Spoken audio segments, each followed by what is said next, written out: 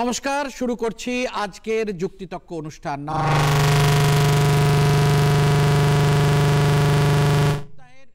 এই দিন এই সময়ে আমরা উপস্থিত হই আপনাদের কাছে এই যুক্তিতক্ক অনুষ্ঠান নিয়ে। সমসাময়িক কোনো বিষয়ের ওপরে হয় এই অনুষ্ঠানটি। যুক্তি থাকে, তর্ক থাকে, সমস্যা থাকে, তার সমাধানের পথও থাকে। এ নিয়েই আমাদের অনুষ্ঠান। আপনারা আজকে শিরোনাম ইতিমধ্যেই পর্দায় দেখেছেন, মূল্যবোধের রাজনীতি। হ্যাঁ, রাজনীতি ছাড়া দেশ চলে না, বিশেষত গণতান্ত্রিক দেশ, যে দেশ পৃথিবীর বৃহত্তম গণতন্ত্র। সেখানে রাজনৈতিক নেতারা থাকবেন, রাজনীতি থাকবে, সেটাই বড় কথা। তারাই নেতৃত্ব দেবেন, তারাই দেশ চালাবেন। কিন্তু সেখানে মূল্যবোধ, এই যে অগাস্ট মাস স্বাধীনতা দিবসের প্রাক্কালে আমরা যখন বসেছি, তখন মনে পড়ছে আমাদের দেশের পরাধীন ভারতের রাজনৈতিক নেতাদের কথা, যারা নেতৃত্ব দিয়েছিলেন। কি ছিল তাদের মূল্যবোধ? দেশ ও মাতৃকার জন্য তারা জীবন বিসর্জন দিয়েছেন। দেশ স্বাধীন হয়েছে, আমাদের শাসকরাই এসেছেন আমাদের দেশ চালাতে। তারপর কিভাবে পরিবর্তন হয়েছে? হ্যাঁ, যুগ পাল্টেছে, প্রতিটি পেশাতেই মূল্যবোধের তারতম্য ঘটেছে। কিন্তু আজ আমরা এসেছি এই আলোচনায় যে মূল্যবোধের রাজনীতি কতটা থাকছে, এটা আমরা একটু ভেবে দেখব। আমাদের আজকের অনুষ্ঠানে রয়েছেন বিশিষ্ট ও বর্ষিয়ান রাষ্ট্রবিজ্ঞানী ও প্রেসিডেন্সি কলেজের প্রাক্তন অধ্যক্ষ অধ্যাপক অমল কুমার মুখোপাধ্যায়। স্যার, আপনাকে আমাদের অনুষ্ঠানে স্বাগত। আমরা অত্যন্ত আনন্দিত। আমরা এই কদিন আগেই দূরদর্শন কলকাতার জন্মদিন পালন করেছি। স্যার কিন্তু এমন একজন মানুষ যিনি 1975 সাল থেকে দূরদর্শনের অনুষ্ঠানে আসছেন, আজও আমাদের ডাকে সাড়া দিয়ে এসেছেন। স্যার, আমরা আপনার কাছে কৃতজ্ঞ যে আপনার মেধা, আপনার চিন্তন আমাদের মাধ্যমে দর্শকরা ভাগ করে নিতে পারছেন। আজকের অনুষ্ঠানে রয়েছেন বিশিষ্ট সাংবাদিক শুভাশিস মৈত্র। শুভাশিস, এই অনুষ্ঠানে স্বাগত। রয়েছেন আইনজীবী, সমাজকর্মী এবং ইলেকশন ওয়াচ প্রতিষ্ঠান, যে প্রতিষ্ঠান এই ধরনের আলোচনা এবং চর্চা করে, যাদের কাছে তথ্য পরিসংখ্যান থাকে দুর্নীতি সংক্রান্ত, আর্থিক এবং সামাজিক, কার বিরুদ্ধে কত মামলা জনপ্রতিনিধিদের, সেই ইলেকশন ওয়াচের প্রতিনিধি আইনজীবী উৎপল কুমার দাস। উৎপল, এই অনুষ্ঠানে আপনাকেও স্বাগত জানাই। যে কথা বলে অনুষ্ঠান শুরু করেছিলাম যে হ্যাঁ, আমাদের দেশের স্বাধীনতা সংগ্রামী দেশনায়ক রাজনৈতিক নেতৃত্বের মূল্যবোধ ছিল। দেশ স্বাধীনতার পরে মূল্যবোধের পরিবর্তন, বর্তমানের পরিস্থিতি। স্যার, আপনি তো দীর্ঘদিন ধরে সব কিছু দেখেছেন, আমরা একটু আপনার কাছে শুনব এই রাজনীতির মূল্যবোধের কথা। যেহেতু আমি স্বাধীনতার অনেক আগে জন্মগ্রহণ করেছি, স্বাধীনতা আসা আমি দেখেছি, স্বাধীনতার যে পূর্বের যে অবস্থা, আন্দোলন সংগ্রাম, তাও আমি প্রত্যক্ষ করেছি। কাজে আমি এবং একই সঙ্গে আমি দুটি শতকের সাক্ষী, সেটাও আর একটা বড় কথা। বার্ট্রান্ড রাসেলের জীবনে এটা ঘটেছিল, আমার জীবনে এটা ঘটেছে, এটা আমার খুব সৌভাগ্য। এখন প্রথমেই আমি দূরদর্শন কর্তৃপক্ষকে ধন্যবাদ জানাতে চাই যে এমন একটা বিষয়ে তারা আজকে আলোচনার ব্যবস্থা করেছেন, যেটা অত্যন্ত গুরুত্বপূর্ণ। দুর্ভাগ্য এই যে আমাদের দেশের যে সমস্ত বেসরকারি চ্যানেল আছে, সেখানে যখন আলোচনা হয় আমাকে অংশগ্রহণ করতে হয়, কিন্তু দেখি তারা কেবল ঝগড়া করছে। কাজেই আসল বক্তব্য কী সেটা বোঝা যাচ্ছে না, তারা কেবল ঝগড়া করছেন এবং সেটা প্রায় দাঙ্গার পর্যায়ে চলে যাচ্ছে। এখানে এই দূরদর্শনে, যেখানে আমি 47 বছর ধরে আমি এর সঙ্গে যুক্ত আছি, সেখানে কখনো এই ধরনের হয়নি। এজন্য আমি দূরদর্শন কর্তৃপক্ষকে ধন্যবাদ জানাই যে তারা তাদের মূল্যবোধ আজও টিকিয়ে রেখেছেন। যে মূল্যবোধ দিয়ে তারা শুরু করেছিলেন, আজও তারা সেটা টিকিয়ে রেখেছেন নির্ভয়ে। এখন আমি একটুখানি তাত্ত্বিক ভূমিকা করব। আমরা মূল্যবোধ কথাটা ব্যবহার করি প্রায়শই, কিন্তু মূল্যবোধ বলতে আমরা কি বুঝি সেটা আমাদের স্পষ্ট হয়ে যাওয়ার দরকার, বিশেষ করে আমাদের মাননীয় দর্শকদের কাছে। এখন একটা মানুষের, একটা সমাজের মানুষের একটা বিশেষ জীবনচর্যা থাকে। সেই জীবনচর্যার প্রেক্ষিতে কতগুলো বিশ্বাস, কতগুলো ধারণা থাকে, সেই ধারণা তাদের চালিত করে। একেই বলে মূল্যবোধ। কিন্তু এটা মনে রাখতে হবে, সমাজ বদলের সঙ্গে সঙ্গে মানুষের জীবনচর্যার পরিবর্তন হচ্ছে, সেই সঙ্গে সঙ্গে মূল্যবোধেরও পরিবর্তন হচ্ছে। তাহলে এই কথা বলা যেতে পারে যে রাজনীতি, যে স্বাধীনতা পূর্বে যে রাজনীতি ছিল আর আজকে যে ৭৫ বছর পরে যে রাজনীতি স্বাধীন ভারতের, এটার মধ্যে তো তফাৎ হওয়া স্বাভাবিক। হ্যাঁ, এটা কেউ অস্বীকার করেন না, কেননা মানুষ বদলায়, সমাজ বদলায়, জীবনচর্যা বদলায়, তার আচরণ, ব্যবহার এবং কথাবার্তার ধরনও বদলায়। কিন্তু যুগ যুগ ধরে কতগুলো শাশ্বত মূল্য মানুষকে চালিত করেছে, যাতে মানুষ মানুষ হয়ে থাকতে পারে। যেমন সততা, যেমন নিষ্ঠা, যেমন কোনো প্রতারণা নয়, যেমন মানুষের সেবায় সাধ্যমতো নিজেকে নিয়োজিত করা। এই চারটে যে মূল মূল্য, সেটা এটা শাশ্বত, এটা মনুষ্যত্বের মূল বৈশিষ্ট্য, এবং সেই বিচারে আজকে আমরা আলোচনা করছি।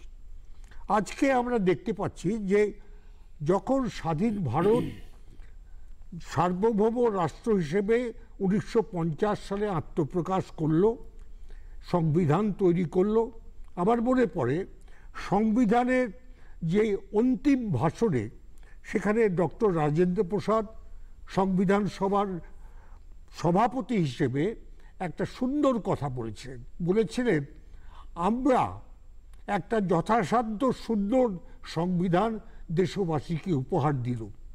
আমি আশা করব আগামী দিনে এই দেশে সুন্দর মানুষ আসবেন, গুড কথা উনি ব্যবহার করেছিলেন, গুডমেন, এই সুন্দর মানুষ আসবেন যারা এই সুন্দর সংবিধানটিকে সুন্দরভাবে পরিচালনা করবেন। অর্থাৎ তিনি যেটা বলতে চেয়েছিলেন, ভারতবর্ষ সেটি একটি সংসদীয় গণতন্ত্র প্রতিষ্ঠা করল, অতএব এই সংসদীয় গণতন্ত্রকে একেবারে নির্ভুলভাবে চালানোর প্রয়োজনীয়তা রয়েছে, এবং আগামী দিনের যারা আসবেন তারা যেন এটা বোঝেন। এখন যখন আমাদের ৫০ সাল থেকে ১৯৫০ সাল থেকে আমাদের স্বাধীন ভারত, সার্বভৌম স্বাধীন ভারত যাত্রা শুরু করলো, তখন যারা সব নেতা ছিলেন, কংগ্রেস শুধু নয়, অন্য নেতারাও, তারা ছিলেন, তারা সকলেই স্বাধীনতার সংগ্রামী এবং বিশিষ্ট আইনজীবী কিছু কিছু ছিলেন। এরা সকলেই ছিলেন খুব উচ্চ পর্যায়ের মানুষ, এবং সেই কারণে সংসদে এবং সংসদের বাইরে যে রাজনীতি চলতো সেটা অত্যন্ত মূল্যময় রাজনীতি ছিল। স্যার, আবার একটু সময় পরিবর্তনের সঙ্গে সঙ্গে আবার আসছি। আমি একটু সাংবাদিক শুভাশিস মৈত্রকে জিজ্ঞেস করতে চাই। শুভাশিসেরও সাংবাদিকতার অভিজ্ঞতা প্রায় ৪ দশকের কাছাকাছি। এই যে মূল্যবোধ মানে রাজনৈতিক ব্যক্তিত্বের, এইটা শুভাশিসের চোখে, শুভাশিস মৈত্র সাংবাদিক, মূল্যবোধের রাজনীতি, মূল্যবোধ রাজনীতিতে নষ্ট হয়েছে শুধু এরকম নয়, মানে সমাজেই মূল্যবোধের একটা ক্ষয় হয়েছে, এবং তার প্রতিফলন রাজনীতিতেও ঘটছে, এবং কখনো কখনো দেখা যাচ্ছে রাজনীতি সমাজের মূল্যবোধের যে ক্ষয় তাকেও ছাড়িয়ে যাচ্ছে। এখন যদি আমরা যেটা স্যার বলছিলেন গোড়ার দিকে বিষয়টা একেবারেই, যারা স্বপ্ন দেখেছিলেন, যারা স্বাধীনতা অর্জন করেছিলেন, তাদের মাথায় এই বিষয়টা ছিল না যে এরকম হতে পারে। যেমন আমি সহজ কথা বলি, যে দলত্যাগ বিরোধী আইন ৮৫ সালে করা হলো, সংবিধানে এটা ছিল না, কারণ তারা ভাবতে পারেননি যে কেউ আদর্শ বিনা এইভাবে দলত্যাগ করতে পারেন। কনস্টিটিউয়েন্ট অ্যাসেম্বলির শেষ দিনে আমার যতদূর মনে পড়ছে, বাবা আম্বেদকর সতর্ক করেছিলেন একটা বিষয়ে, যে যেদিন ভক্তি রাজনীতিতে গুরুত্বপূর্ণ হবে, যেদিন রাজনীতিতে সংবিধানের ওপরে কোনো দল তাদের আদর্শকে বড় মনে করবে, সেদিন বিপদের সময় আসবে। তো এইগুলো একটা নীতিগত বিচ্যুতির কথা। কিন্তু আমরা চারিদিকে দেখতে পাচ্ছি, যদি আমরা দেখি রাজনীতিতে করাপশন, আমরা মুন্দ্রা স্ক্যাম দেখেছি, আমরা হর্ষদ মেহতা দেখেছি, আমরা জৈন হাওলা দেখেছি, বোফোর্স দেখেছি। ফলে এই একটা এমন নয় যে নতুন হচ্ছে, ইদানিংকালে যেটা আরও বেশি হচ্ছে যে ব্যক্তি মানে রাজনৈতিক দলগুলোর আদর্শগুলো খুব ডাইলিউট হয়ে যাচ্ছে, এবং দলের আদর্শ বলতে আগে যেটা বোঝা যেত এখন আর সেই জিনিসটা তত মানে ক্ষমতায় থাকাটাই বরং প্রাধান্য পাচ্ছে। অত্যন্ত গুরুত্বপূর্ণ বিষয়, রাজনৈতিক দলের আদর্শ, মূল্যবোধ এবং সেই আদর্শকে বয়ে নিয়ে যাওয়ার যে দায়বদ্ধতা, তাদের যে ধরন, সেগুলো বদলাচ্ছে। ক্ষমতায় থাকা এবং সহজভাবে সুবিধাবাদের নীতি, এইগুলো আসছে। আমরা কথা চালিয়ে যাব। আমাদের পরবর্তী বক্তা আছেন উৎপল দাস, আইনজীবী এবং সমাজকর্মী, যারা ইলেকশন ওয়াচের পক্ষ থেকে এই তথ্য পরিসংখ্যান নিয়ে কাজ করেন। কিন্তু তার আগে যদি কোনো দর্শক থাকেন, কারণ আমরা মনে করি অনুষ্ঠান দর্শকদের জন্যেই, দর্শকরাও আমাদের সঙ্গে আছেন এই অনুষ্ঠানে, নিশ্চয়ই স্টুডিওতে নয়, তারা যোগাযোগ করছেন টেলিফোনে। নমস্কার, কে বলছেন, কোথা থেকে বলছেন, কি বলছেন? শুভ সন্ধ্যা দাদাভাই। আজকে অতিথিদের আমি নমস্কার জানিয়ে আমি শ্রীকলোনি থেকে মানবেন্দ্র মুখোপাধ্যায় বলছি।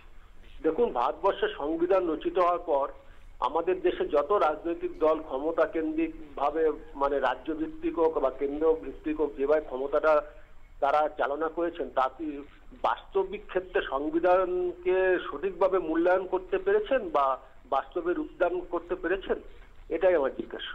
ধন্যবাদ। এটা একটা খুব গুরুত্বপূর্ণ প্রশ্ন, এবং এই প্রশ্ন আমাদের কথার পরতে পরতে আসবে। এটা নিয়েই তো আলোচনা, আমাদের দেশের যে চালিকা শক্তি, সংবিধানের সুমহান ঐতিহ্য, সেটা কতটা আমরা রাখতে পারছি বা রাখতে পারছি না। আমরা এখন যাব উৎপল দাস, বিশিষ্ট আইনজীবী এবং সমাজকর্মী, ইলেকশন ওয়াচ সংস্থা, যারা এই ধরনের রাজনৈতিক ব্যক্তিত্বদের, বিশেষত যারা নির্বাচনে অংশগ্রহণ করেন, তাদের বিরুদ্ধে কীরকম মামলা, তাদের সম্পত্তি কতটা বাড়ছে কমছে, সেগুলোর তথ্য পরিসংখ্যান, বিভিন্ন তাদের যে এভিডেভিট তারা জমা দেন, হলফনামা, সেই হলফনামার থেকে সংগ্রহ করে সেগুলোকে তৈরি করে জনসমক্ষে নিয়ে আসেন। উৎপল, আপনার বক্তব্য, নিশ্চয়ই তথ্য পরিসংখ্যান থাকবে।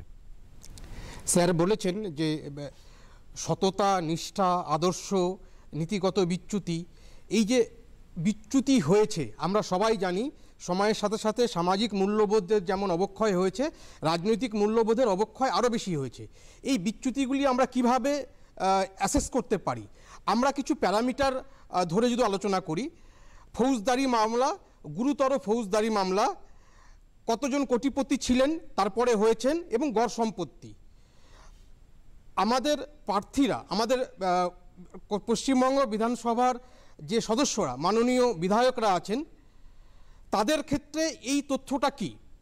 2006 সালে যেখানে আমাদের মাননীয় বিধায়কদের 294 জনের মধ্যে 45 জনের বিরুদ্ধে ফৌজদারি মামলা ছিল, সেটা 2021-এ এসে দাঁড়িয়েছে 142। তার মানে 100 জনেরও বেশি, 3 গুণ বেড়েছে। উৎপলবাবু, আপনাকে একটু কথার মাঝখানে বলি যে দেখুন, রাজনৈতিক ব্যক্তিত্বরা আন্দোলন করেন, তাদের বিরুদ্ধে নানা ধরনের মিছিল, আইনভঙ্গ এসব থাকে, কিন্তু এই তথ্যটা সম্ভবত গুরুতর অপরাধ, যেটা সেই গুরুতর অপরাধ যাদের মধ্যে আছে, এবং এই তথ্যটা এসছে তাদের নিজেদের দেওয়া হলফনামা থেকেই সংগৃহীত।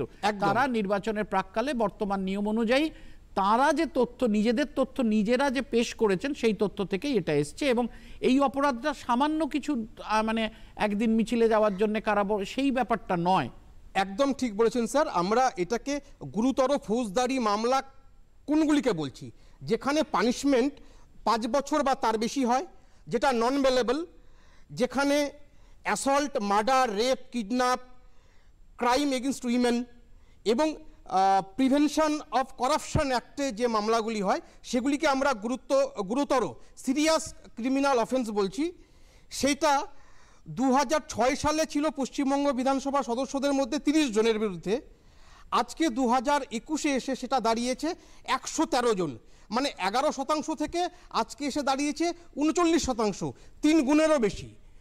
কোটিপতি 2006 সালে যেখানে ছিল 7 জন শুধুমাত্র 2%, সেটা 1921 সালে এসে দাঁড়িয়েছে 158 জন, 54%। এবার মূল্যবৃদ্ধির জন্য কিছু অস্থাবর সম্পত্তির মূল্যবৃদ্ধি হতে পারে, কিন্তু সেই বলে এতটা কি বাড়তে পারে? আমাদের মনে হয়েছে এগুলি সততা, নিষ্ঠা, আদর্শ, মূল্যবোধ এর বিচ্যুতির কারণে হয়েছে। শুধু এটা আমাদের বিধানসভার ক্ষেত্রে নয়, আমরা যদি লোকসভার ক্ষেত্রে দেখি তাহলেও একই বিষয়। লোকসভায় 17th লোকসভায় যেখানে মোট সদস্য সংখ্যা 542 জন, সেখানে সিরিয়াস ক্রিমিনাল কেস আছে 157 জন, মানে 29% সাংসদের বিরুদ্ধে সিরিয়াস ক্রিমিনাল অফেন্স আছে। এবং কোটিপতি সদস্যের সংখ্যা, মাননীয় সাংসদের সংখ্যা 542-এর মধ্যে 477, মানে শতকরা 88% মাননীয় সাংসদ কোটিপতি। দেশের জনসংখ্যার সাথে একটু কম্পেয়ার করুন, মাননীয় সাংসদ, মাননীয় বিধায়করা তো সাধারণ জনগণেরই প্রতিনিধি, তাহলে সাধারণ জনগণের মধ্যে এই প্রপোর্শনেট কোটিপতি আছেন কি আমাদের মধ্যে? শুধু আমি পশ্চিমবঙ্গের কথা বললাম, পশ্চিমবঙ্গের রেটটা তবু তুলনামূলক কম। 2022 সালে উত্তরপ্রদেশ, গোয়া, পাঞ্জাব, উত্তরাখণ্ড, মণিপুরে ইলেকশন হয়েছে, সেখানে এই প্যারামিটার ধরে যদি আমরা যারা নির্বাচিত হয়েছেন তাদের তথ্য দেখি, সেটা আরও বেশি উদ্বেগজনক। ঠিকই, আমরা আলোচনা চলবে, আরও তথ্য পরিসংখ্যান, বিভিন্ন জায়গার তথ্য পরিসংখ্যান আসবে।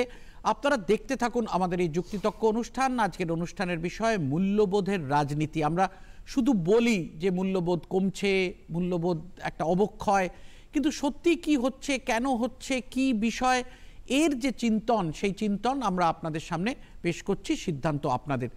দেখতে থাকুন অনুষ্ঠান। এখন ছোট্ট একটু বিরতি।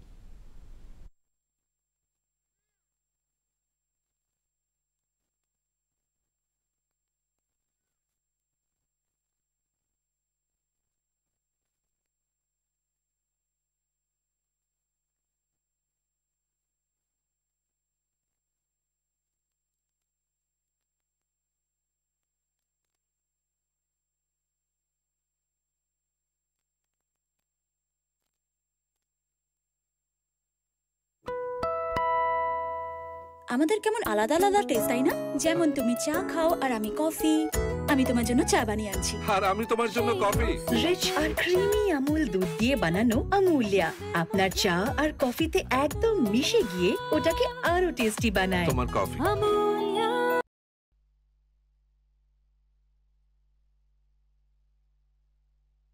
टिक टिक टिक टिक टिक टिक टिक टिक कसम ये खाए रे, टिक टिक टिक टिक टिक टिक टिक टिक प्लास्टिक टिक ना पाए रे, टिक टिक टिक टिक टिक टिक टिक टिक कसम ये खाए रे, टिक टिक टिक टिक टिक टिक टिक टिक प्लास्टिक टिक ना पाए रे।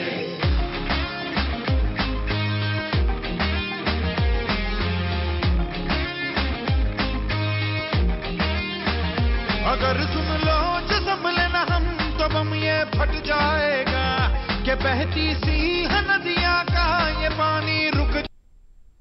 ফিরে আসছি যুক্তিতক্ক অনুষ্ঠানে। আপনারা দেখছেন এই অনুষ্ঠান। আজকের অনুষ্ঠানের বিষয় মূল্যবোধের রাজনীতি। রয়েছেন বিশিষ্ট বর্ষিয়ান রাষ্ট্রবিজ্ঞানী এবং প্রেসিডেন্সি কলেজের প্রাক্তন অধ্যাপক ডক্টর অমল মুখোপাধ্যায়, রয়েছেন বিশিষ্ট সাংবাদিক সুভাষিস মৈত্র, এবং রয়েছেন আইনজীবী, সমাজকর্মী এবং ইলেকশন ওয়াচের প্রতিনিধি উৎপল কুমার দাস। আমাদের আলোচনা চলছে, আপনারা শুনছেন মূল্যবোধের রাজনীতি। দর্শকরাও বলেছি আমাদের সঙ্গেই থাকেন। নমস্কার, কে বলছেন, কোথা থেকে বলছেন, কি বলছেন? নমস্কার। নমস্কার, বলুন। হ্যালো। হ্যাঁ বলুন, শুনতে পাচ্ছি, বলুন। হ্যালো, আপনি বলুন, শুনতে পাচ্ছি। হ্যাঁ নমস্কার, আমি মুর্শিদাবাদ থেকে ফিরোজ রহমান বলছিলাম। বলুন স্যার। কলকাতা দূরদর্শনকে ধন্যবাদ যে মূল্যবোধের রাজনীতির উপরে এত সুন্দর একটা প্রোগ্রাম করার জন্য অশেষ ধন্যবাদ। আমার দুটো ছোট ছোট সাজেশন। এক হচ্ছে, আপনার যেদিন থেকে এই দলত্যাগ বিরোধী আইনটা তৈরি হয়েছে সেই দিন থেকে বোধহয় মূল্যবোধটা আরো একটু মানে ক্ষয়ের দিকে যাচ্ছে। কারণ আজকে যে ডানে ছিল কালকে সে বাঁয়ে হয়ে আসছে, আবার বামেরটা ঠিক ডানে চলে আসছে। আমার শুধু একটা ছোট্ট অনুরোধ, যদি কোনো রকম আইন করে যে পদত্যাগ করলো বা যে দল ত্যাগ করলো তাকে পুনরায় ভোটে আবার দিতে আসতে হবে। মানে সে নিজেই চলে যাচ্ছে, তার 5000 ভোট পেয়ে তারপরে আবার ফিরে আসছে, কোনো ভোট না নিয়ে এই জায়গাটা যদি একটু আটকানো যায় কোনোভাবে, তাহলে মনে হয় এই ক্ষয়টা একটু আটকানো যাবে। মূল্যবোধটা বোধহয় একটু শিকদাঁড়া সোজা করে আবার আমাদেরকে হয়তো রাজনীতির আঙিনায় সুন্দর করে থাকতে দেবে। এই জায়গাটা যদি একটু বিশ্লেষণ করেন খুব উপকার হয়। ধন্যবাদ আপনার সুচিন্তিত বক্তব্যের জন্য। কথাটা প্রসঙ্গে উঠেছে, কিন্তু স্যার আপনাকে কথা বলি, আপনি একজন সংবিধান বিশেষজ্ঞ এবং এই রাষ্ট্রনীতিটা আপনি জানেন দেশ বিদেশের। এই যে কথাটা উনি একজন দর্শক মুর্শিদাবাদ থেকে আমাদের বললেন ফিরোজ শেখ, এটা কত বড় গুরুত্বপূর্ণ কথা যে আমাকে জনগণ আমার দল দেখে, হ্যাঁ ব্যক্তি হিসেবেও নির্বাচিত করেছেন, কিন্তু আমি একটা প্রতিশ্রুতি দিয়েছি, আমার দলের প্রতিশ্রুতি, আমার দলের এই নীতি, সেটা দিয়ে আমি জিতে এসেছি, তারপরে আমি সোজা চলে গেলাম। এইটা কতটা নৈতিকভাবে, আমরা যখন নৈতিকতার কথা বলছি, তাহলে আমি পদত্যাগ করি, পদত্যাগ করে আমি আবার জনগণের আদেশ নিয়ে আবার আসবো। যদি জনগণ আমাকেই মনে করেন, আমার নতুন দলকে মনে করেন, তাহলে জেতাবেন। স্যার ঠিক কথা একেবারে। অর্থাৎ একজন জনপ্রতিনিধি যদি তিনি যে দলের সদস্য হিসেবে তিনি নির্বাচনে জিতেছিলেন, পরবর্তীকালে যদি তিনি সেটা বদলে অন্য একটা দলে যান, যা প্রায়শই হচ্ছে, এখন তো বিহারে একটা ঘটছে, আর কি বলবো, যাই হোক। বিহারে কিন্তু দল বদল হয়নি, বিহারে হচ্ছে যে সঙ্গী বদল হয়েছে এবং জোটটা পাল্টে যাচ্ছে, সংখ্যাটা এদিকে দেখা যাচ্ছে খুবই বেশি। এখন প্রশ্ন হচ্ছে যে এক নম্বর, যে রাজীব গান্ধী এটা খুব ভালো কাজ করেছেন যে দলত্যাগ বিরোধী আইন তিনি তৈরি করেছেন, সংবিধান সংশোধন করে, এটা 52তম সংবিধান সংশোধনী। কিন্তু তার মধ্যে প্রচুর ফাঁক রয়েছে এবং সেই ফাঁক দিয়ে বেরিয়ে আসার যথেষ্ট সুযোগ রয়েছে। সেটা কিন্তু ফুল প্রুফ নয়। সেটাকে যদি ফুল প্রুফ করা হয়, অর্থাৎ আজকে ওই 52তম সংবিধান সংশোধন আইনকে যদি বদলানো হয় এবং যদি এই কথা বলা হয় যে কোনো ব্যক্তি কোনো দলের প্রতিনিধিত্ব করে একটি নির্বাচনে জয়ী হলেন, তিনি এই পরবর্তী 5 বছরে যদি তিনি এই দল ছেড়ে অন্য দলে যান, তাহলে তাকে সঙ্গে সঙ্গে পদত্যাগ করতে হবে। এই কথা তো দলত্যাগ বিরোধী আইনে বলা হয়নি। বস্তুত দলত্যাগ বিরোধী আইনটা এমনই হয়েছে যে আমি দল বদল করলুম, কিন্তু আমি চুপ করে বসে থাকলুম। তাহলে আমি সংসদে যাচ্ছি বা বিধানসভায় যাচ্ছি, আমি চুপ করে বসে থাকলুম, কোনো কিছু করলুম, তাহলে অনায়াসে আমি 5 বছর চালিয়ে দিতে পারি। এইটা একটা মস্ত বড় ত্রুটি সংবিধান সংশোধন আইনে। এবং স্যার যদি কেউ তার বিরুদ্ধে অভিযোগও করেন, সেই অভিযোগের নিষ্পত্তি হতে যে সময় লাগছে এবং বোঝা যাচ্ছে না যে সে কোথায় বসছে, কি বলছে, তার নামটা দেখানো আছে একজনের একই দলের। আর একটা বলার কথা, সেটাও কেউ মানছেন না, সেটা অনেকেই দর্শকদেরকে জানানোর দরকার, যে দলত্যাগ বিরোধী আইন হওয়ার দীর্ঘকাল পরে একটি মামলা হয় সুপ্রিম কোর্টে, এবং সুপ্রিম কোর্ট সেখানে বলেন, আগে বলা হয়েছিল যে এখানে স্পিকারের সিদ্ধান্তই চূড়ান্ত, কিন্তু সুপ্রিম কোর্ট বলল না, একজন ব্যক্তি তার হাতে এই ধরনের জুডিশিয়াল ক্ষমতা দেওয়া যায় না, অতএব এটা কিন্তু বিচারযোগ্য। স্পিকার বা চেয়ারম্যান তিনি যা নির্দেশ দিচ্ছেন সেটাকে কিন্তু আবার বিচার করে দেখতে পারেন বিচারালয়, এটা বলা হয়েছিল, কিন্তু সেটাও মানা হয় না। এখন ব্যাপারটা হচ্ছে এই যে উনি ঠিক কথাই বলেছেন, একজন সাধারণ মানুষ হিসেবে ও ক্ষোভ ব্যক্ত করেছেন, তার জন্য আমি ওকে অশেষ ধন্যবাদ জানাই। কিন্তু এর জন্যে যেটা দরকার, যেটা আমাদের স্নেহাশিসও বলছে, যে তার নিজের থেকে স্বতঃপ্রবৃত্ত হয়ে তার পদত্যাগ করা উচিত। কিন্তু এইখানেই আসছে সেই মূল্যবোধের সংকটের প্রশ্ন। এই সমাজ আজকে মূল্যবোধের চরম অবক্ষয় দেখা দিয়েছে। কেন? তার কারণ ভোগবাদে আমরা আচ্ছন্ন হয়েছি। এখন এই ভোগবাদে আচ্ছন্ন হওয়ার জন্যে আমরা ছুটছি আমরা যা চাই সেটা পেতে, যেভাবেই হোক সেটা বেড়ে ধরে। অর্থাৎ আমি দেখেছি অনেক সময় কোনো মন্দিরে অনেকে পূজারী তারা লাইন দিয়েছেন, কেউ কেউ কৌশল করে আগে চলে যাচ্ছেন। এই যে প্রবণতাটা, এটা হচ্ছে এক ধরনের ভোগবাদী প্রবণতা। কিন্তু এই ভোগবাদী সমাজকে পরিবর্তন করতে হলে আইন দিয়ে করা যাবে না, এর জন্য চাই নেতৃত্ব। সেই নেতৃত্ব আমরা দাবি করি রাজনৈতিক নেতৃবর্গের কাছ থেকে। তারা যদি এই কাজটা করেন, অর্থাৎ তারা যদি নিজেদের মূল্যবোধের পরিচয় দেন, আস্তে আস্তে মানুষ তাদের কাছ থেকে শিখবেন। দুর্ভাগ্যক্রমে আজকে ভারতবর্ষের অবস্থা এইরকম যে নৈতিকতার শিক্ষার কোনো অবকাশ রাজনীতির কাছে আমাদের নেই। স্যার, এই কথার পরিপ্রেক্ষিতে তো এটাও বলা যায় যে এই যে দেখুন জনমত গড়ে তোলার জন্য সাধারণ মানুষও তো এগিয়ে আসতে পারেন। আমাদের দর্শক আরেকজন রয়েছেন। নমস্কার, কে বলছেন, কোথা থেকে বলছেন? নমস্কার, বলুন কে বলছেন? হ্যাঁ বলুন। নমস্কার, বলুন। নমস্কার, বলুন, শুনতে পাচ্ছি। হ্যাঁ বলুন, শুনতে পাচ্ছি। হ্যাঁ বলুন বলুন বলুন। হ্যাঁ বলুন বলুন। মধুমিতা পাল রানীগঞ্জ থেকে বলছি। আজকে খুব ভালো একটা আলোচনা হচ্ছে যে মূল্যবোধ। এই মূল্যবোধ কথাটাই তো মানে কারুর মধ্যে এই জন্য নেই বলছি, এখন মানে খুব সহজে কিভাবে একটু গুছিয়ে নেব সেই জন্য লোকে রাজনীতিতে আসছে। আর এই আমি রানীগঞ্জে থাকি, এইখানের ইকোনমিটাও দেখছি এতটাই দুর্বল যে ঠিক আছে খুব সহজে গুছিয়ে নেবো, একটা পার্টির মধ্যে ঢুকে যাই, একটা ব্যানারের তলায় ঢুকে যাই, এবং পরবর্তীকালে এরাই যখন একটু বড় নেতা হচ্ছে তাদের মূল্যবোধ তো থাকছে না, তারা এমনিতেও পড়াশোনা করছে না, খুব সহজে আয় করার একটা জায়গা হয়ে গেছে। এটাই আমার বক্তব্য। ধন্যবাদ আপনি যে ফোন করেছেন এবং আপনি যে মতামত দিলেন, আপনার সুচিন্তিত মতামতের জন্য আপনাকে ধন্যবাদ। আপনারা দেখছেন যুক্তিতক্ক অনুষ্ঠান। আজকের অনুষ্ঠানের বিষয় মূল্যবোধের রাজনীতি। দেখতে থাকুন আমাদের অনুষ্ঠান। এখন ছোট্ট একটু বিরতি।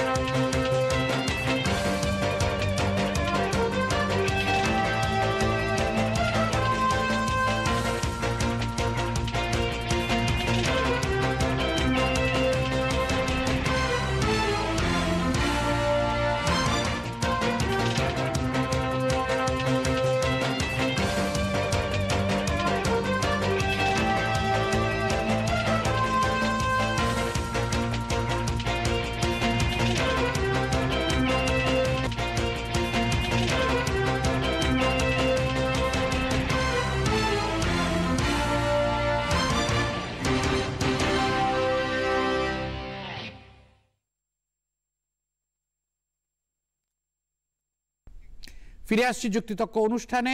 আপনারা দেখছেন এই অনুষ্ঠানের আজকের বিষয় মূল্যবোধের রাজনীতি। অনুষ্ঠানে রয়েছেন বিশিষ্ট রাষ্ট্রবিজ্ঞানী এবং প্রেসিডেন্সি কলেজের প্রাক্তন অধ্যক্ষ ডক্টর অমল মুখোপাধ্যায়, রয়েছেন বিশিষ্ট সাংবাদিক সুভাষিস মৈত্র, এবং রয়েছেন বিশিষ্ট আইনজীবী ও সমাজকর্মী এবং ইলেকশন ওয়াচ সংস্থার প্রতিনিধি উৎপল কুমার দাস। আমরা বক্তাদের কথা শুনেছি, কিন্তু আরেকটু প্রেক্ষিতটা দেখে নিই। আসুন, আমাদের কাছে যা তথ্য রয়েছে সেই তথ্য কিছুটা আপনাদের সঙ্গে ভাগ করে নিই। মূল্যবোধের রাজনীতি।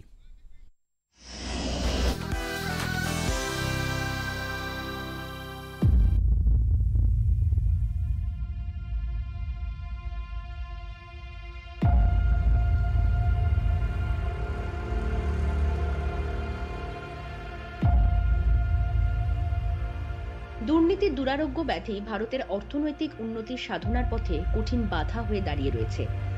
ট্রান্সপারেন্সি ইন্টারন্যাশনালের গ্লোবাল করাপশন ব্যারোমিটার এশিয়ার রিপোর্ট অনুযায়ী এশিয়ার মধ্যে ভারতে সবথেকে বেশি ঘুষ দেওয়া নেওয়া হয় 39%। পাশাপাশি ব্যক্তিগত যোগাযোগ কাজে লাগিয়ে কার্যোদ্ধার করেন সবথেকে বেশি মানুষ 46%। ভারতে রাজনৈতিক দুর্নীতি সর্বস্তরেই অল্প বিস্তর দেখা যায়। এর ফলে দুর্নীতির মামলা বেড়েই চলেছে। ভারতে সহজে অর্থ উপার্জন বা প্রভাবশালী হয়ে ওঠার পথ হয়ে দাঁড়িয়েছে রাজনীতি। কর ফাঁকি হলো দুর্নীতির সবথেকে সাধারণ রূপ। এতে কালো টাকার পাহাড় জমে এবং সরকারের প্রতি জনগণের ভরসা কমে যায়। অনেকের মতে দুর্নীতির সমস্যা ভারতের প্রতিষ্ঠানগুলিকে দুর্বল করেছে এবং গরিবি দূর করা ও সুস্থায়ী বৃদ্ধির পথে বাধা হয়ে দাঁড়িয়েছে। দুর্বল মুদ্রা এবং বাড়তে থাকা মুদ্রাস্ফীতির থেকেও দুর্নীতি এদেশের অর্থনৈতিক বিকাশে বড় সমস্যা। দায়িত্বপূর্ণ পদে থাকা কোনো ব্যক্তি ক্ষমতার অপব্যবহার করলে সেটাই হয় দুর্নীতি।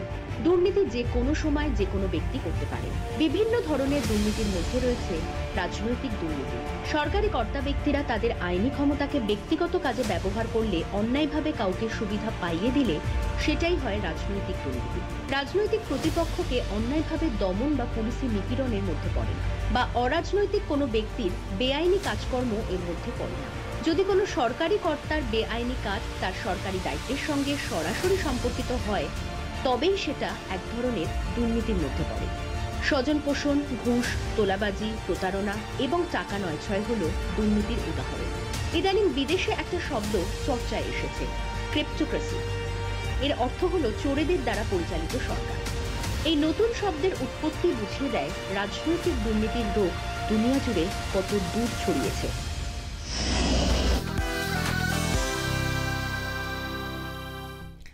আপনারা দেখলেন দুর্নীতির সংজ্ঞা, দুর্নীতির যে আন্তর্জাতিক মূল্যায়ন এবং কি কি সমস্যা। আমাদের একজন দর্শক রয়েছেন আমাদের সঙ্গে। নমস্কার, কে বলছেন, কোথা থেকে বলছেন, কি বলছেন? নমস্কার। হ্যালো, হ্যাঁ বলুন। নমস্কার। হ্যাঁ নমস্কার শেষিস বাবু এবং আমার শ্রদ্ধেয় অতিথিকে নমস্কার। আমি হুগলি জেলার ভান্ডারহাটি থেকে স্বপন কুমার আড্ড বলছি। অমলবাবুকে আমার প্রণাম। মোদ্দা কথা হচ্ছে, যখন একজন নির্বাচন প্রার্থী যখন তার নির্বাচন কমিশনারের কাছে যখন উনি ওনার স্থাবর অস্থাবর সম্পত্তির হিসাব দেন, তখন দেখা যায় যে এই স্থাবর অস্থাবর যা ছিল পরবর্তী 2 বছর 3 বছর 4 বছর বাদে তার সম্পত্তিটা প্রায় 100 গুণের উপর বেড়ে যায়। এখন আমার প্রশ্ন, অনেক সময় ওনারা বলেন আমি ব্যবসা করে এই টাকা রোজগার করেছি, বা কেউ বলছেন আমার মেয়ে চাকরি করে সেই থেকে পেয়েছি, কেউ বলছেন আমার মেয়ে ডাক্তারি করে সেই থেকে পেয়েছি, এইভাবে বিভিন্ন বলে। তো যদি ব্যবসা করেই উনি চাকরিতে এই পয়সাটা উপার্জন করেন, তার সম্পদ যদি 100 গুণ বেড়ে যায়, তাহলে ইনকাম ট্যাক্স দপ্তর তো আছে, ইনকাম ট্যাক্স দপ্তরের কাছে যদি কি নথি জমা দিয়ে বলেছেন যে আমার এই টাকাটা ছিল, এই টাকাটা বেড়েছে, সেটা তো হয় না। মাননীয় আইনজীবী যিনি আছেন ওনার কাছে আমার এইটাই প্রশ্ন, এই ব্যাপারে তাদের বিরুদ্ধে কি আইনগত ব্যবস্থা নেওয়া যায় কি যায় না? ধন্যবাদ আপনার সুচিন্তিত প্রশ্নের জন্য। হ্যাঁ উৎপল, আপনি বলুন। অবশ্যই যায়, খুব ভালো প্রশ্ন। এর আগে রানীগঞ্জ থেকে এক দিদিও বলেছেন যে খুব সহজে গুছিয়ে নেওয়ার জন্য সবাই রাজনীতি করে। আমি একটা ছোট্ট তথ্য দিয়ে বলছি, 2011 সালে যেখানে পশ্চিমবঙ্গ বিধানসভার মাননীয় সদস্যদের গড় সম্পত্তি ছিল 68 লাখ, সেটা 10 বছরের মধ্যে 2021 সালে গিয়ে হলো 2,53 লক্ষ, মানে 4 গুণেরও বেশি। এবং এর মাঝখানে আমরা যদি ব্যক্তিগত আয় দেখি, তাহলে অনেকের আয় দেখা গেছে এই সময়সীমার মধ্যে 400 গুণেরও বেশি বেড়েছে। এইটা দেখার জন্য ওনারা এটা সেলফ ডিসক্লোজার, মানে তিনি নিজে বলছেন আমার এইটা আয় বেড়েছে। এবার এর করসপন্ডিং তাকে ইনকাম ট্যাক্স রিটার্ন ফাইল করতে হয়। ইনকাম ট্যাক্স রিটার্নে সেখানে নিশ্চয়ই সে কিছু দেখিয়েছেন, এটা দেখার জন্য আয়কর দপ্তর আছে, ইডি আছে। এবার এই সংস্থাগুলি যদি কাজ না করে, তাহলে এরকম উদাহরণ তো আমরা দেখেছি যে মামলা করে ইডিকে বাধ্য করা যেতে পারে সেগুলি নিয়ে তদন্ত করার জন্য, সেগুলি নিয়ে ব্যবস্থা নেবার জন্য। তবে সবচেয়ে বড় বিষয় আমার যেটা মনে হয় যে আমরা এমন লোকেদেরকে আমাদের প্রতিনিধি নির্বাচন করছি কেন যাদের এই রকম অবস্থা আছে। তাহলে অমল স্যার বলেছেন যে এটা কোর্ট ছেড়ে দিন, আইন ছেড়ে দিন, সামাজিক একটা আন্দোলন দরকার। জনগণকে আরও বেশি সচেতন হতে হবে। আমরা সেই তথ্য দিয়ে জনগণের কাছে সেই তথ্যগুলি তুলে ধরি, যাতে তারা তাদের চিন্তা ভাবনা মতো একটা সুনিশ্চিত দিতে পারেন, ধন্যবাদ ভোট উৎপল। দিতে পারেন। ধন্যবাদ উৎপল। আমি আবার একটু, যেহেতু আমরা দুর্নীতিটা একটা বড় ব্যাপক বিষয়, সুতরাং সেই জন্য আমরা একটু এই যে দল বদলের ব্যাপারটা আসছে, তাই দল বদলের বিষয়টা কিন্তু আমরা যদি এখন একটা বিষয় খুঁজে পেয়েছি, যে বিষয়টা যদি আজকের অনুষ্ঠান থেকে একটা বেরিয়ে আসে, সুভাষিস দল বদলের বিষয়টা নিয়ে যদি তোমার কিছু দলবদল নিয়ে বলছি, তার আগে আমি একটা ছোট জিনিস যোগ করতে চাই। সেটা হলো আমার অভিজ্ঞতা, আমার ধারণা সবারই এরকম অভিজ্ঞতা, যে 100 জনের মধ্যে 80% মানুষ এর মধ্যে নেই, দুর্নীতির সঙ্গে নেই। বাসে উঠলে আমরা হয়তো দেখি একটা লোক বা টিকিট ফাঁকি দিয়ে যাচ্ছেন, বাজার করতে গেলে আমরা এখনো প্রায়ই দেখি ট্যাক্সি ড্রাইভার ব্যাগ পেয়ে ফেরত দিয়ে যাচ্ছে। মানে দুর্নীতিটা যে আমার সমাজকে একেবারে শেষ করে ফেলেছে এরকম নয়, কিন্তু একটা বড় অংশ তারা প্রভাবশালী, তারা রাজনীতিতে ক্ষমতাশালী। কেন রাজনীতির কথাটা আসছে, এই এডিআর মানে অ্যাসোসিয়েশন ফর ডেমোক্রেটিক রিফর্মস, ওদের একটা রিপোর্ট দেখছিলাম, ওরা গত 5-6 বছরে যত ব্যক্তি দলবদল করেছেন, এই দলবদল করার পরে তাদের সম্পত্তির একটা সাডেন জাম্প দেখা যাচ্ছে। সে সংখ্যাটা আমার যতদূর মনে পড়ছে এরকম একটা 40% আশেপাশে, সবার নয় কিন্তু এটা গড়।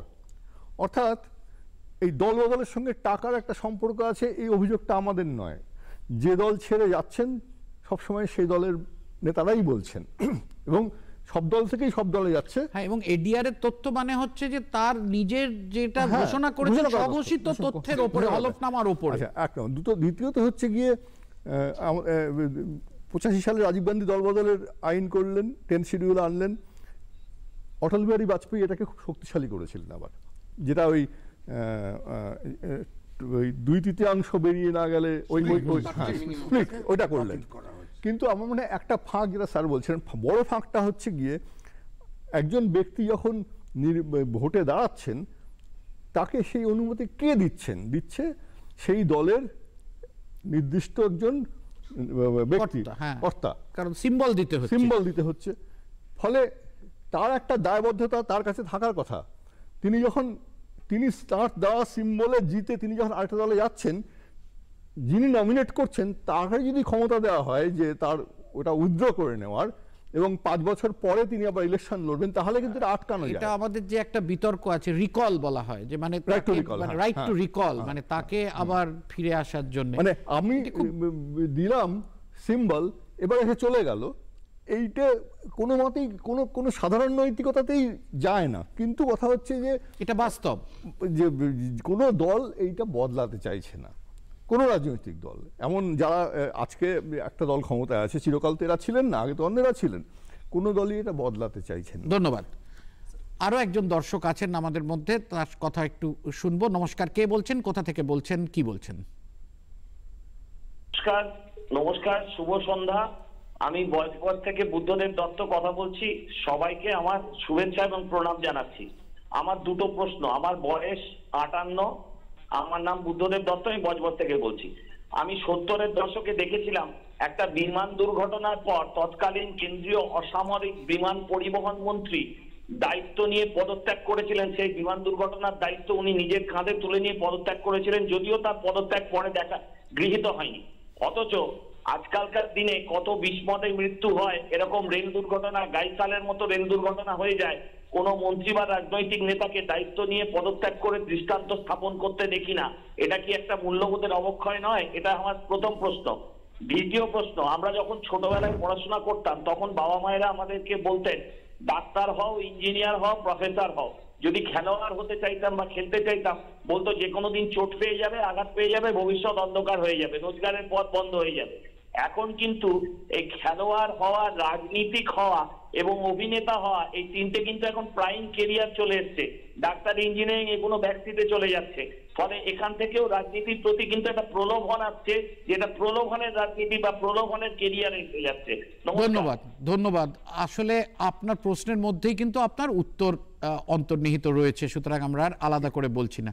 হ্যাঁ উৎপল, এই যে বিষয়টা সুভাষিস বলছিলেন। হ্যাঁ, সুভাষিস স্যার যেটা বললেন, যে প্রার্থী দলত্যাগ করেছে বা যাই প্রার্থীর সম্পর্কে কোনো অভিযোগ আছে দুর্নীতির, তাকে কেন আবার নতুন করে তার দল বা অন্য কোনো রাজনৈতিক দল প্রার্থী হিসেবে দিচ্ছে? এডিআর একটা মামলা করেছে মাননীয় সুপ্রিম কোর্টে। তাতে এডিআর বলেছে যে রাইট টু ইনফরমেশন অ্যাক্ট 2005 তার আন্ডারে পলিটিক্যাল পার্টিগুলিকেও আনতে হবে। আমাদের একটা লক্ষ্য হচ্ছে রাজনৈতিক দলগুলির ভিতরে গণতন্ত্র প্রতিষ্ঠা করা হচ্ছে কি না এবং রাজনৈতিক দলগুলি কিভাবে কাজ করে। মানে আমরা একটা অভিযোগ পাই যে অনেক টাকা দিয়ে প্রার্থী পদ দেওয়া হয়। তাহলে যদি আমরা এটা আরটিআই এর আন্ডারে আনতে পারি তাহলে আমি জানতে পারি যে ওকে দেওয়া হলো কেন। এখন অবধি central election commissioner information commissioner এই আদেশ দিয়েছেন, কিন্তু তারপরেও সেটা ইমপ্লিমেন্ট হয়নি। সুপ্রিম কোর্টে মামলা করা হয়েছে, সেটা এখনো সাবজুডিস। আমি এই প্রসঙ্গে বলি যে সমস্ত রাজনৈতিক দলই কিন্তু একমত হয়েছেন এই বিষয়টায় তথ্যের অধিকারের মধ্যে যাতে না আনা যায়, এবং তাদের বক্তব্য যে আমরা ভারতীয় নির্বাচন কমিশনের কাছে আমরা দায়বদ্ধ, সুতরাং আমরা একাধিক প্রতিষ্ঠানের কাছে আমরা দায়বদ্ধতা রাখবো না, এইটা তাদের যুক্তি। কিন্তু মামলাটা এখনো বিচারাধীন। একজন দর্শক রয়েছেন, আমরা একটু তার সঙ্গেও কথা বলতে চাই। নমস্কার, কে বলছেন, কোথা থেকে বলছেন, কি বলছেন? নমস্কার, একটু জোরে, হ্যাঁ বলুন। নমস্কার, শুনতে পাচ্ছি। হ্যালো, হ্যাঁ বলুন বলুন, কে বলছেন? হ্যালো, হ্যাঁ বলুন। হ্যাঁ, আমি একজন ছাত্র কথা বলছিলাম। হ্যাঁ বলুন। আমার নাম নীলাদ্রি রায়, আমি শ্যামনগর থেকে বলছি। বলুন। আমার প্রশ্নটা হচ্ছে যে এই যে সামাজিক ভাবে মূল্যবোধের অবক্ষয় এবং রাজনীতিতে মূল্যবোধের অবক্ষয়, এই দুটো বিষয়কে যদি আমরা একটু সমান্তরালে রাখি তাহলে অন্য পেশার মানুষদের কাছে যে সুযোগটা থাকে চট করে বলে দেওয়ার যে অবক্ষয় তো সামাজিক ভাবে হচ্ছে, আমার পেশাটা তো আর সমাজের বাইরে নয়, ফলে আমার পেশাতে অবক্ষয় আসবে, এটাই স্বাভাবিক। কিন্তু আমার মনে হয় যে রাজনীতির মানুষদের কাছে এই যুক্তিটা শতান দিয়ে দেওয়ার যে জায়গাটা খুব একটা থাকে না। তার কারণ আমার মনে হয় সামগ্রিক সামাজিক অবক্ষয়ের জন্য কোথাও রাজনৈতিক অবক্ষয়টাই দায়ী, মানে সেখান থেকেই শুরুটা হয়ে সমাজে আসে। তার কারণ রাজনীতি যেহেতু সমাজের একদম কেন্দ্রে অবস্থান করে, ফলে রাজনৈতিক অবক্ষয় যদি না হয় তাহলে কখনোই সামাজিক অবক্ষয় হবে না। আমার এই বক্তব্যটার কোনো সারবত্তা আছে কিনা বা সঠিক কিনা আমি একটু বিশিষ্ট অতিথিদের থেকে জানতে চাইছি। ধন্যবাদ নীলাদ্রি। দুটো কারণে, একটা কারণ হচ্ছে যে ছাত্ররা, অল্প বয়স্করা যে আমাদের অনুষ্ঠান দেখছেন এবং দেখে মনে করেছেন ফোন করা দরকার এবং এই সুচিন্তিত বক্তব্য রেখেছেন। সারবত্তা আছেন কি না আছেন দর্শকরাই বুঝতে পারছেন। এটা এত সুন্দর কথা যে আমার মনে হয় না যে এর ওপরে আর নতুন করে কিছু বলার আছে। আমরা আরেকটু দুর্নীতি সম্বন্ধে যখন আলোচনা করছি তখন আরেকটু দেখি যে ভারতে দুর্নীতির পরিস্থিতিটা আরেকটু খুঁজে দেখলে হয়তো আমাদের আলোচনা চালিয়ে যেতে সুবিধা হবে। আসুন দেখা যাক ভারতে দুর্নীতি।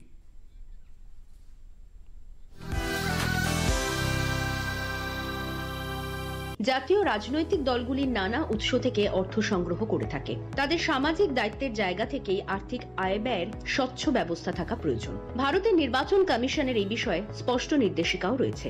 তার পরিপ্রেক্ষিতে 2019-20 অর্থবর্ষে এই দলগুলি যে অডিট রিপোর্ট জমা দিয়েছে তা আমরা এই প্রতিবেদনে সংক্ষেপে তুলে ধরছি। তার আগে বলে নেওয়া যাক ভারতের জাতীয় রাজনৈতিক দল কোনগুলি। Bharatiya Janata Party, Indian National Congress, Communist Party of India, Communist Party of India মার্ক্সবাদী, Bahujan Samaj Party, nationalist Congress party, সর্বভারতীয় তৃণমূল কংগ্রেস এবং ন্যাশনাল পিপলস পার্টি। 2018-19 এবং 2019-20 অর্থবর্ষের মধ্যে বিজেপির আয় বেড়েছে 50.34%। জাতীয় কংগ্রেসের আয় কমেছে 25.69%।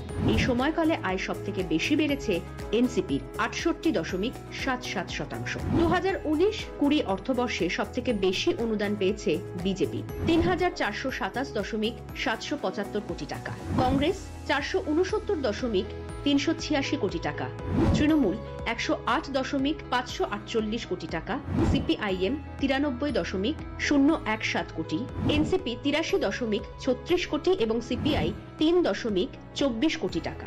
এই সময়কালে বিজেপির মোট আয়ের 94.6% স্বেচ্ছা অনুদান, কংগ্রেসের 68.80% স্বেচ্ছা অনুদান। এই সময় ব্যয়ের নিরিখে শীর্ষে থাকা তিনটি দল যথাক্রমে বিজেপি, কংগ্রেস এবং এনসিপি। যেহেতু নির্বাচনী বন্ডের মাধ্যমে টাকা দিলে দাতার নাম পরিচয় গোপন রাখা হয়, তাই 7টি রাজনৈতিক দলের মোট আয়ের 62% এসেছে নির্বাচনী বন্ড থেকে। এই সময়কালে জাতীয় দলগুলি সবথেকে বেশি খরচ করেছে নির্বাচনী প্রচার, সাধারণ প্রচার, প্রোপাগান্ডা এবং প্রশাসনিক খাতে। অর্থাৎ পরিচয় গোপন রেখে কোনো রাজনৈতিক দলকে অনুদান দেওয়ার সুযোগ দাতারা ব্যাপকভাবে গ্রহণ করেছে এবং দলগুলি তা চুটিয়ে কাজে লাগাচ্ছে। এই প্রবণতা রাজনৈতিক মূল্যবোধ এবং নৈতিকতায় কতটা প্রভাব ফেলেছে বা ফেলার ক্ষমতা রাখে তা বিশ্লেষণের দাবি রাখে। তথ্য পরিসংখ্যান এবং রাজনৈতিক যে দল তাদের অবস্থান সবই আমরা কিছুটা দেখলাম। আমি অধ্যাপক অমল মুখোপাধ্যায়কে একটু জিজ্ঞেস করতে চাইছি, স্যার আপনি বর্ষিয়ান রাষ্ট্রবিজ্ঞানী, দীর্ঘদিন দেশ বিদেশের নানান রাষ্ট্রবিজ্ঞানের ঘটনা বা যেগুলো বাস্তব যা ঘটেছে সেগুলো আপনি খেয়াল করেছেন। আমরা তো এতক্ষণ তাত্ত্বিক আলোচনা বা কি হওয়া উচিত, কি হচ্ছে এগুলো নিয়ে আলোচনা করছি। এরকম কয়েকটা ঘটনার কি আপনার মনে হয় যে আপনি যদি বলেন তাহলে আমাদের আরেকটু বুঝতে দেখতে সুবিধে হবে? স্যার, আমি দুটো ঘটনার উল্লেখ করব, যদিও আমার কাছে অজস্র এরকম ঘটনা রয়েছে, দুটো মাত্র। ইংল্যান্ডে 1963 সাল হ্যারল্ড ম্যাকমিলান তিনি প্রধানমন্ত্রী। সংবাদপত্রে প্রকাশিত হলো যে তার একজন ক্যাবিনেট মন্ত্রী জন প্রফিউমো তিনি ক্রিস্টিন কিলার বলে একজন অত্যন্ত কুখ্যাত মহিলার সঙ্গে সম্পর্কে জড়িত। পরের দিন জন প্রফিউমো পার্লামেন্টে তিনি জবাবি ভাষণে বললেন, সংবাদপত্র মিথ্যা কথা প্রচার করেছে, এটা সম্পূর্ণ মিথ্যা, আমার বিরুদ্ধে অপপ্রচার। ঠিক আছে, তার কয়েকদিন পরে ক্রিস্টিন কিলার মুখ খুললেন। ক্রিস্টিন কিলার যখন মুখ খুললেন তখন তিনি স্পষ্ট করে বলে দিলেন, জন প্রফিউমো আমার দীর্ঘদিনের শয্যা সঙ্গী। এই পরিপ্রেক্ষিতে জন প্রফিউমো পরের দিন পার্লামেন্টে এসে বললেন, আমি অত্যন্ত দুঃখিত, আমি মিথ্যে কথা বলেছিলাম পার্লামেন্টারিয়ানদের কাছে, আমি ক্ষমা চাইছি এবং পদত্যাগ করছি। ব্যাপারটা কিন্তু এখানে চুকলো না। তার পরের দিনই হ্যারল্ড ম্যাকমিলান ঘোষণা করলেন যে আমি পদত্যাগ করব। কারণ তিনি বললেন যে আমার একজন সহযোগী সহকর্মী যখন মিথ্যে কথা বলেছেন, তিনি মন্ত্রিসভার সদস্য, তখন সেই মন্ত্রিসভা আমি আর পরিচালনা করতে চাইনি, সেটা আমার নীতিতে বাঁধছে। এই হচ্ছে রাজনৈতিক মূল্যবোধের পরিচয়। স্যার, আমার দেশের এই পশ্চিমবঙ্গে একটি ঘটনার কথা আমি উল্লেখ করব। 1977 সাল। 1977 সালে সিপিএমের এক যুবক হাওড়া পূর্ব থেকে তিনি নির্বাচিত হলেন এমএলএ হিসেবে এবং হেরে গেলেন কে? হাওড়ায় দীর্ঘকালের আমাদের জনপ্রতিনিধি ছিলেন হাওড়ায়, তার নামটা আমি বলছি না, তিনি কংগ্রেস দলের সঙ্গে যুক্ত ছিলেন, কংগ্রেস প্রার্থী ছিলেন, তিনি হেরে গেলেন। তো এই যে জিতলেন যে ভদ্রলোক, যে যুবকটি, তার জয়ের জন্য একটা বিজয় উৎসব চলেছে, মিছিল চলেছে। যখন ওই কংগ্রেস নেতার বাড়িতে কাছাকাছি এলো, তখন এই যুবকটি যিনি নির্বাচিত হয়েছেন তিনি তার সহকর্মীদের বললেন, তোমরা স্তব্ধ হয়ে যাও, তার কারণ আমরা ওর বাড়ির সামনে যাচ্ছি, কেউ কোনো কথা বলবে না, নিঃশব্দেই আমরা চলে যাব। ওরা চলে যাচ্ছেন, তখন যেই আমাদের এই যুবকটি ওই ভদ্রলোকের বাড়ির সামনে এসে দাঁড়িয়েছেন, দেখেন যে ওই ভদ্রলোক সেই কংগ্রেস নেতা তিনি বাইরে দাঁড়িয়ে আছেন এবং তিনি সঙ্গে সঙ্গে বাড়ি থেকে নেমে এসে ওই যুবকটিকে বুকে জড়িয়ে ধরলেন এবং যুবকটির চোখে জল, তিনি তখন প্রণাম করলেন সেই কংগ্রেস নেতাকে। এই হচ্ছে আজকের আমাদের যা ছিল মূল্যবোধের রাজনীতি। আর আজকে এই রাজনীতি একটা যুদ্ধ, কেউ কাউকে সহ্য করতে পারে না। হ্যাঁ হ্যাঁ, এক রোববার দিন আমি মিনিবাসে উঠে দেখি বিদ্যুৎ মন্ত্রী শঙ্কর সেন রড ধরে দাঁড়িয়ে আছেন। আমি বললাম স্যার আপনি মিনি বাসে? বললেন আজকে তো রোববার, আজকে সরকারি গাড়ি নেওয়া ঠিক না, আমি ব্যক্তিগত কাজে যাচ্ছি। এবং প্রাক্তন উপাচার্য যাদবপুর, এবং আমি দেখেছি ওনার সঙ্গে অনুষ্ঠানে যাওয়ার আমার সুযোগ হয়েছে, মানে শুরুর আগে পাওয়ার প্ল্যান্টের উদ্বোধন, মানে লাইন দিয়ে ইঞ্জিনিয়াররা দাঁড়িয়ে আছে শুধু স্যারকে প্রণাম করার জন্য, কারণ উনি বি কলেজেও ছিলেন, যাদবপুরেও ছিলেন।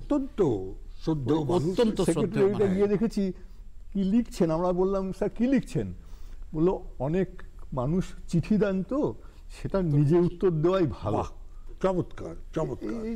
আচ্ছা সুভাষিস, কথা প্রসঙ্গে স্যারও তো দুটো উদাহরণের কথা বললেন, আর একটা উদাহরণ আমার মনে হচ্ছে যে জৈন হাওয়ালাতে বর্ষিয়ান রাজনীতিবিদ লালকৃষ্ণ আদবানি, তিনি কিন্তু প্রথমে ওটা খুব ইম্পর্টেন্ট এই কারণে যে ওখানে কিন্তু এটা নিয়ে খুব ভালো বই আছে সঞ্জয় কাপুরের, ব্যাড মানি ব্যাড পলিটিক্স। ও জৈন হাওলার যে ডায়েরি তাতে কিন্তু আদবানির নাম ছিল না, ছিল LKA। অরুণ জেটলি বললেন হ্যাঁ ওটা আদবানি, এবং উনি এই টাকাটা নিয়েছেন এবং পার্টি ফান্ডে দেখানো আছে ওটা। আর যখন নিয়েছিলেন তখন তিনি এমপি ছিলেন না যে ডেটে, এবং তারপরে উনি মামলা হলো, মামলায় উনি ছাড় পেলেন। আচ্ছা এই খবরটা যেদিন কাগজে বেরোলো দ্যাট ভেরি ডে উনি কিন্তু রিজাইন করলেন। যখন আবার আদালত থেকে উনি পেলেন যে না নির্দোষ প্রমাণিত হলো, একমাত্র ওখানে কিন্তু অন্তত 70-80টা নাম আছে এরকম খুব বড় বড় মানুষের, তারা কেউ স্বীকার করেননি। একমাত্র ব্যক্তি যিনি বললেন যে রাজনৈতিক ফান্ডে এটা চাঁদাটা নেওয়া হয়েছে, এন্ট্রি আছে, আমি পদত্যাগ করছি যেহেতু এটাকে দুর্নীতি হিসেবে দেখানো হচ্ছে, আদালতে গেলেন, আদালত থেকে ছাড় পেলেন, তারপরে আবার উনি ইলেকশন লড়েছিলেন। এটা একটা দৃষ্টান্ত। ধন্যবাদ। উনি নাই বলতে পারতেন যে আমি না ওটা, কারণ কেউ স্বীকার করে। এটাও রাজনৈতিক মূল্যবোধ। লাল বাহাদুর শাস্ত্রী করেছিলেন রেল দুর্ঘটনার সঙ্গে সঙ্গে তিনি রেলমন্ত্রীর পদ থেকে। ধন্যবাদ। আপনারা দেখছেন যুক্তিতক্ক অনুষ্ঠান, এখন ছোট্ট একটু বিরতি।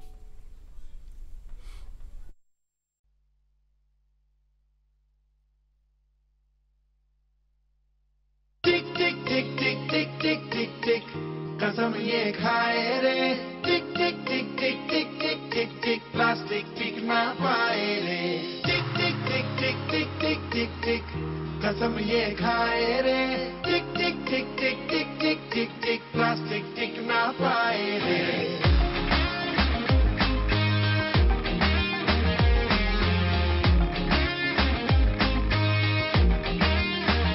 अगर सुन लो जो संभले ना हम तो बम ये फट जाएगा, कि बहती सी है नदियां का ये पानी रुक जाएगा।